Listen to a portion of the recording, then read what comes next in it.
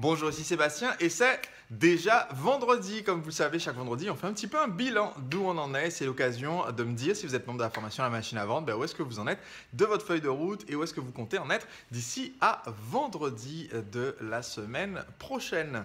Je suis en plein tournage, ou plus exactement en pleine installation de tournage parce que malheureusement, aujourd'hui, il fait un temps pas particulièrement lumineux et ensoleillé, ce qui fait qu'on s'est rendu compte qu'avec notre installation un peu classique des lampes, eh bien, on dirait qu'il fait nuit. Là, ça marche très bien sur l'iPhone, mais on dirait quand on regarde sur la caméra qu'en fait, il fait nuit dans l'appart et que j'ai même magiquement de la lumière. Donc, on cherche une solution à ça.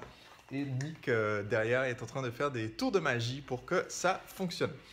Donc, je voulais profiter de cette vidéo déjà vendredi pour rappeler l'importance, à mesure que vous avancez, que vous avez créé votre toboggan, votre séquence de vente, d'avoir de nombreuses métriques que vous pouvez regarder pour pouvoir mesurer l'avancée que vous avez faite. Alors, il y a des métriques qui vous permettent de savoir si vous avez avancé sur un plan business. Par exemple, si vous faites des vidéos, je recommence de toujours mettre ces vidéos sur YouTube, non seulement les vidéos de contenu gratuit, mais aussi vos vidéos de vente, vos vidéos de pré-lancement orchestré, vos vidéos de webinaire. Pourquoi? Parce que ça vous permet de savoir en fait plein de choses en plus du nombre de vues. Peu de gens le savent, mais YouTube a un très puissant outil d'analytics. Beaucoup de gens payent Wistia, comme je l'ai fait à une époque, 800 €, 1000 € par mois pour avoir des statistiques qui sont moins bonnes que celles que donne YouTube gratuitement. Et ces statistiques, en fait, elles permettent de voir, par exemple, j'étais sur ma chaîne YouTube et j'ai pu voir, Analytics.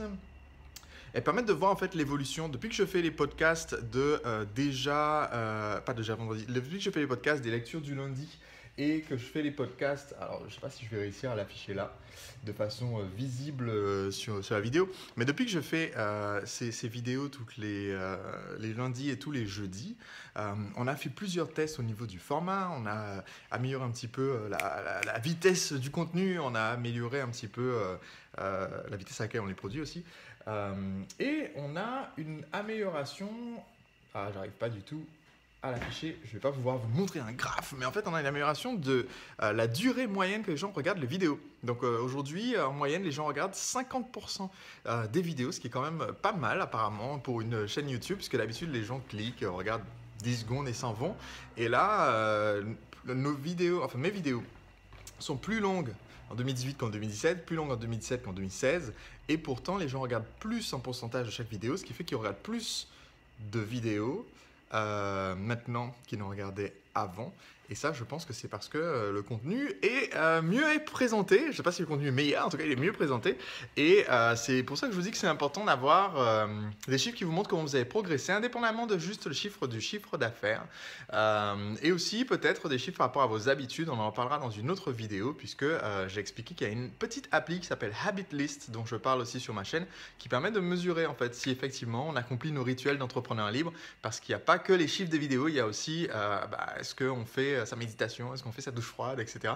qui nous permettent de savoir si on progresse vers notre idéal d'entrepreneur libre. Donc, c'est tout pour cette vidéo déjà vendredi. On se retrouve vendredi prochain.